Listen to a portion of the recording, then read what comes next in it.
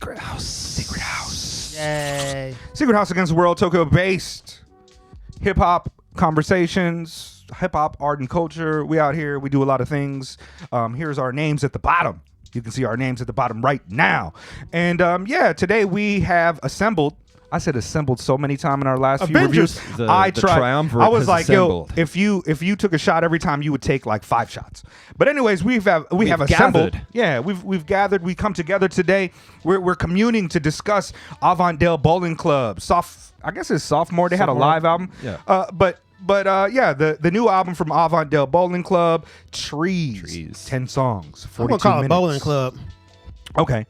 I mean, as we do, this is our first time reviewing Avantdale Bowling Club. Let's talk about our familiarity with the artist. Was not hip to this guy, but I'm glad I was. I'd heard the name before. I guess he put out a self-titled album at some point. Like 2 or 3 years ago, A few years ago. I was familiar. Pre-COVID. I like it by name. I think you might have mentioned the album when it dropped in the group chat. But shouts out to the homie QQQ3 for putting me onto this one. He was the one who was just like, oh, yo, you need to peep this. Like, he's a cat from New Zealand. Yeah. I was like, okay, yeah, I'm not familiar with like the NZ rap scene. So let me get on this. And then I gave it a listen. Kiwi rapper, Tom Scott. It's fucking tight. It's great. Yeah. So, yeah. Actually, that self-title came out in 2018. Bro, Okay, that's so a that was long either time ago, last yeah. week or 5 years ago. I don't know which one. Yeah.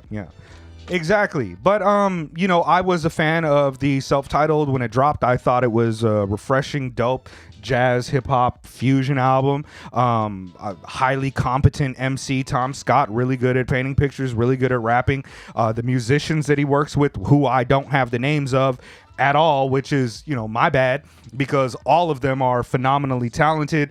The compositions on that previous album, phenomenal, along with these ones here. I did think my guy was black up until about 12 hours ago. I don't know how you guys both thought that. Honestly, he as has soon as I heard lines. him, I just assumed he was white. Like I don't know. It's the accent maybe for me. The accent maybe did it for me He's too. I mean, he's definitely got like an indeterminate accent. Like he sounds very British in places. He sounds American in places. Sometimes his thought he was a cadence small black changes man. depending Yeah, I on did whether or too. not he was, thought- what He's he's like a trying to rhyme. high-pitched jet. Yeah. I assume it's just a New Zealand thing. Like his cadence, his delivery, and sometimes he might Americanize. Like he puts a bit of a twang on it just to the make only rhymes Kiwis fit. that I know are like Polynesian cats, Right. Samoan cats, and they sound different. Well- Or Taika Waititi. Is he from New Zealand? So I don't know. it probably is. Okay. But here's the thing, Shut up. right? I think New Zealand is an untapped market because on my first album I did, yes, I'm making it about me, Fucking El capitalist. Spadia 1, I was actually in Ryogoku and I saw this guy singing with a guitar. I was like, hey, dude, will you sing on my album? And it turns out that guy was from New Zealand. His name was Tiki, Okay. right? Like a lot of good musicians are actually in New Zealand. Isn't It's Mark untapped market. DeClivelo from New Zealand? Sorry? Mark DeClivelo, isn't he from New Zealand? I don't like his know. mother or something? Yeah, shout out to Mark DeClivelo. Shout out to the Shouts out sheep. to Phenomenal jazz artist. But if you listen to the lyrics, he's not black because he does make reference to like if I was brown, shit like that. But I really just assumed that he was some type of Logic or some type of like smaller black. His voice doesn't sound big like I would suspect on a big person, but I mean he's got a dope voice. Can I just hop into this? Let's now? go into it. Yeah, I think we're already there. Let me tell you something, man. This Photosynthesis. album was miraculous. It is a masterpiece. The way that this whole thing was composed is genius. Speak on You it. High showed art. your damn ass off, my guy. High like, art. Here's the thing, right? banging It on is the high table art again. on a whole nother level. Like your cadences and your flows, you switched it up. You have various variations. You went to a triplet flow. You went to a 4-stroke flow at times. And what was really great about it, key example, on the Rinse Too High, on the parts where your cadence switched up, you had the hi-hats and the percussions layering with your cadence changes up. Bro, that was just miraculous. Through this whole album, there's these little subtle things that just fit in together and make the whole thing High art. beautiful, bro. Like, it'd be a point where sometimes the beats are not even complex. It's just a groove, and a subtle horn or something like that. And then you will switch your flow up, and then the beat switches up with you. That was beautiful. Like, it actually made me think to myself, like, why doesn't everybody do that? Because it just brought the whole song to life. musicians, y'all can play your ass off. This shit was just awesome all the way. Like, this will probably be in my top 10, to be honest with you. The end of the year. I'm sorry, I had to get that off. We might have 2 jazz albums, jazz hip hop albums in Spade's top 10. Yes. Occam's Razor. Occam's Blazer. Occam's Yeah. Blazers. I was gonna say it is quite comparable to the Occam's Blazer in that respect.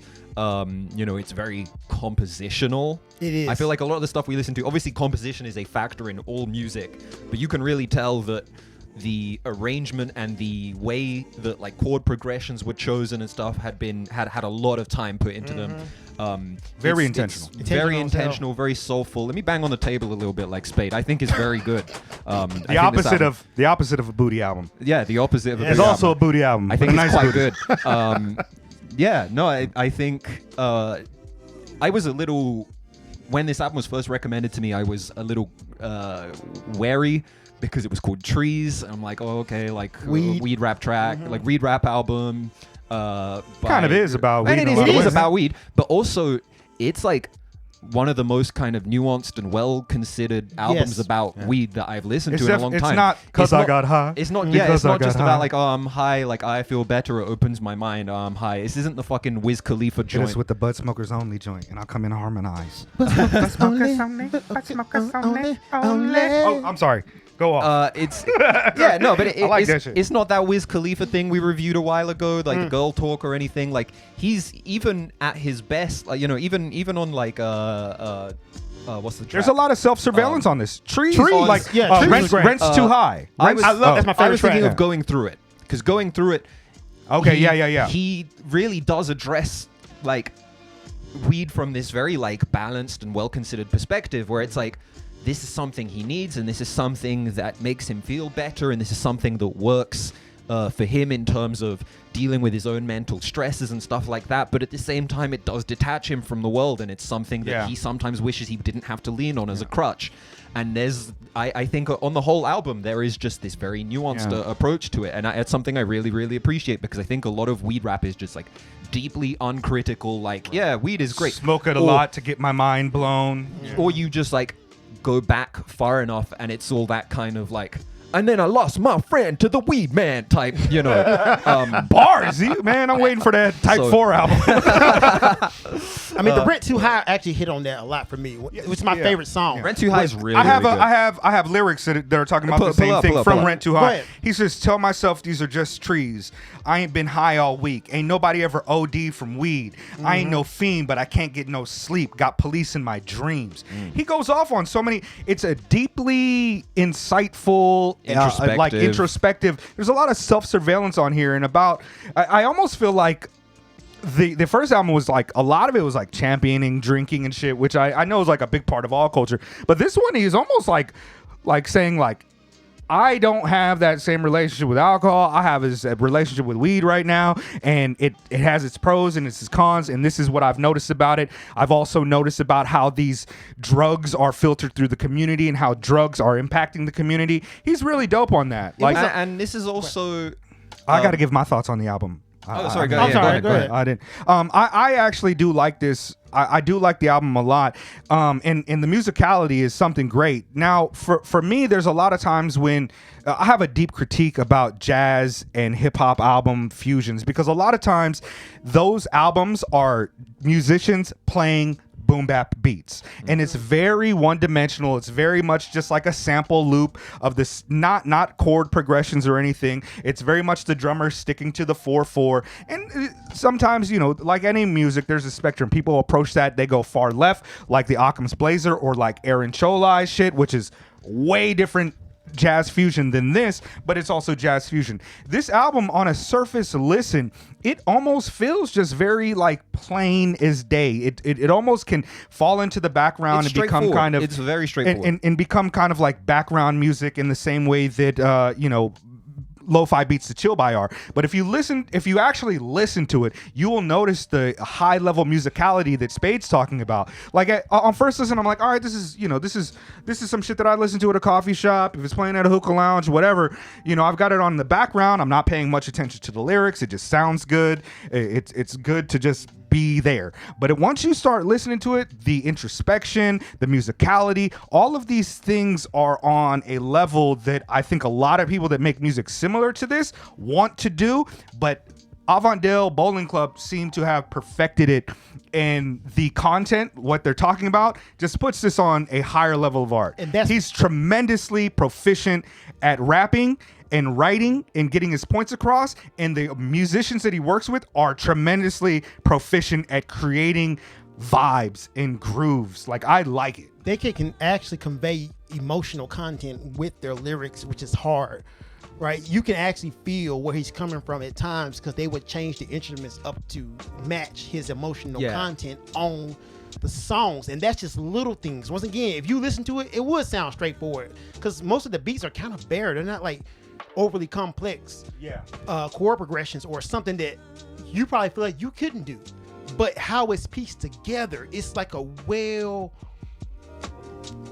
intention Oiled machine. Well-oiled machine, or like the jigsaw, the pieces fit everywhere. Everything was well thought out before they did it. You can tell there's like, okay, well, what can I do to make this part more impactful? And the impactful parts are very impactful because like the homie Tom will change his cadence up a little bit and then the music changes with it. It is beautiful. Like composition wise, I cannot praise this enough. It's awesome. It's a masterpiece, guys. Like listen to it. Then after you listen to it, shut up and listen to it again, because then you're going to pick up some things. I would maybe say the only thing that doesn't really work for me on this record is that occasionally it is a little self-pitying. It does get kind of drowning. There are some points on there where I'm just like, oh, come on, dude. Like, I get it. Life's hard. Is it that bad? Like, yeah. Is it that bad? And maybe it is. I don't know this guy's life. I don't know what he's going through. I understand, he's got kids to look after and shit. Like, there's, and it comes from, it's grown. Like, it's grown music. Cool story, it comes from I think generally he does avoid coming across as too self-pitying on there. I think, partly because of the composition, there's like a celebratory element to it. Right. The album is very beautiful in places. And I think he does do a good job of kind of identifying the joys in his life and the good things in his life, including the trees. But yeah, every now and then there were a couple points on the album where I'm kind of like, oh, come on, man. But that's jazz, though, right? A lot of jazz songs have been like self-pitying and stuff like that. It's blue, like, yeah, there's that kind of blue era Miles current. Right. But there's potential for there's I mean, you do anything you want with music and shit, right? And I do get that vibe. There's actually I really like the album, but I didn't really enjoy this one as much as I did the first album. Okay. I actually like the first album probably quite a bit more. I didn't like Flying Pigs with the reggae sing-song Jawaiian fucking approach on that. I thought that was, it especially sat with me a little bit weird when I found out he was like hella white. But that's not really a critique. It's just an observation, I should say. But I didn't really like it, and it does get to points. But again, man, his lyrics are really dope. That number wordplay run on 28. Round about 4 or 5 deep in an ounce, hidden about 2 or 3 years in a cell, but I'll be out in one, wonder if I was a brown, if I would still get the same amount, or whatever he says. You know what I mean? Like it's really good. I don't love the album as much as you, Spade, and maybe as much as you, Jed. I do prefer the first album. This one, while the musicality is really dope, a lot of it does kind of sit for me as just kind of like a background type of listening experience. But see, that's I'm sorry, go ahead. No, I was gonna say, like, I think a cool thing about this album is that it works as both a primary listening experience, headphones, dark room type album, and also something that would be playing in a coffee shop while I'm like working on my laptop. Or even seeing a live performance. Or seeing a live performance. I feel like I can enjoy it in all of those contexts. This reminds me of City of Ease, like what I said when it was all dark and depressing. Cities of Eve? City of Ease? Cities of Chris. Chris of Eve. What was his name? Cities of Eve. Oh yeah, I messed that up. Sorry, guys. Southern, we give you a, plenty of like, pass. But no, his album was so dirgy and dark and sad to me that I couldn't listen to it all the way through. So this album is not on that level, so I can deal with it. Word. I don't want to come across as like overly critical about it because I think it's good music, but it's just one of those things, where it's like you recognize the skill, the talent, the wonderful compositions, but it's not something that you go back to and listen to a lot or play. I listened to this quite a bit, but I started to notice that I was only enjoying it as being kind of like my background palette and not something that I was really enjoying sitting to and listening and picking apart, whether it was the lyrics or the musical compositions, which I listened to just straight jazz for that. I listened to, rap for that. And while it's proficient in all these levels, it's definitely not in my top 10 this year, but I can see how this would be the number one album for a lot of people, and I respect that. I think it's that good. What? Yeah. Who would you recommend this to? Me? Yeah, Spade, go ahead. I would recommend this to anybody who likes, if you like Occam's Blazer, you're going to love this one, buddy. I don't know. You don't think so? Occam's Blazer is so much more abstract. It's more than this. abstract. It's weirder, more abstract, but it's in the same wheelhouse. If you I mean, enjoy it's the jazz musicianship, hip-hop, yeah. same with the Swindle album as well. This album I would say is closer to the Swindle when we reviewed that. Check out that review. Also extremely competent, kind of adult contemporary vibe to it. Really more conventional in a lot of ways while still really bending, musical and interesting with that. Well, let me say, nobody can touch Swindle. You're number one, buddy. Shouts out to Swindle. Big up Swindle. Big up Swindle. Big up to Swindle. But no, I would recommend this to Occam Blazers fans. I will also recommend this to Herbie Hancock fans because some of the stuff he was doing in the auto-tune era, late 1996, not 98. Auto-tune, vocoder era. He was actually hitting on a lot of these notes in that. I was like, I missed that one. Herbie Hancock fans, you would like this one. I'd recommend this to. I'd recommend this to rap fans. I think Roots fans would probably enjoy this to a degree. Yes, sure. Definitely. I'd recommend this to High Respects, fucking Breakestra fans. I would recommend this to a lot of cats that like hip hop. With bands, musicalities. I would recommend this to my man Polly Rhyme. Polly Rhyme, you will probably love this album. Shout out to my guy out there in Honda, Polly Rhymes. He would enjoy this because he did live musical band with fucking raps, and he's dope at it too. And I would also recommend this to fucking cool coffee shops that do roast their own beans. This is an album that's good to play in the background. I would definitely say that, yes. It creates an ambiance, and it's also very dope and interesting to listen to if you want to. You could sit there, you could work on your blog or just drink a coffee and enjoy it, and it wouldn't dominate the environment. Yeah, I like it. I would recommend this to Japanese cats who are into like neo soul and stuff. People who are into that Soulquarian stuff, and people who are into like Snarky Puppy or Wolfpack and those kind of like very academic kind of jazz fusion crossover-y kind of acts. That's a good point. I know a lot of Japanese people out here who are just like phenomenal musicians who are really, really into that kind of stuff. Basically anyone who's into stuff that like Shun Ishiwaka plays on. Would you recommend this to Aaron? No. I thought to send it to him, but I just felt like Aaron would be like, word. Yeah, no, I think Aaron would be cool with it, but I think Aaron Cholai is who we're talking about. Fucking brilliant. I know I like this album more than Aaron does, but everybody should listen to Raw Denshi by Aaron Cholai. That album is phenomenal. Before we go, let me say, Tom, I appreciate you actually speaking from the struggle of the white man. Because and I'm saying, we don't hear it enough. We don't hear enough of the struggle of the straight cisgender white male. Well, the material conditions in New Zealand may be different, right? But I appreciate that because it was something I can relate to as a black man over here in Tokyo. Yeah. So I actually appreciate you doing that, man. If nobody else says it came out kind of dirty and sad at times, but your content, I appreciate. I think his struggles are extremely valid, and I think he comes at it from like a really good place. Yes. It's all everything about this album is in good faith. I don't get a shred of cynicism from this. Me either. I don't get this feeling that he's just like some guy is like, I'm going to make a jazz rap album. You know what I got to talk about? I got to talk about the difficulty of smoking weed. Exactly. No, I don't know why I made him sound like a 1950s gangster on fucking speed. We're going to name it Trees, Johnny. We're going to call it Trees. There's a thing called photosynthesis, eh? What was that, you said? We're going to name it Trees, Johnny. Good job, though, Tom. Hey, watch out, he's got a gun. Yo, I apologize. I really want to apologize. I should have done more research on who the musicians are on this because they're all incredible. awesome, They're all you're right. incredible, man. I guess Tom is playing on here as well. Like Okay. I think he's also playing like keys and stuff on here. I We could be lean on wrong. Mega Maybe. way too much. Yeah, we do. Mega takes all the notes. This is Mega show. Guys, Like, come out here. Y'all be freestyling and This shit. is- like, I mean, Chris Aviv.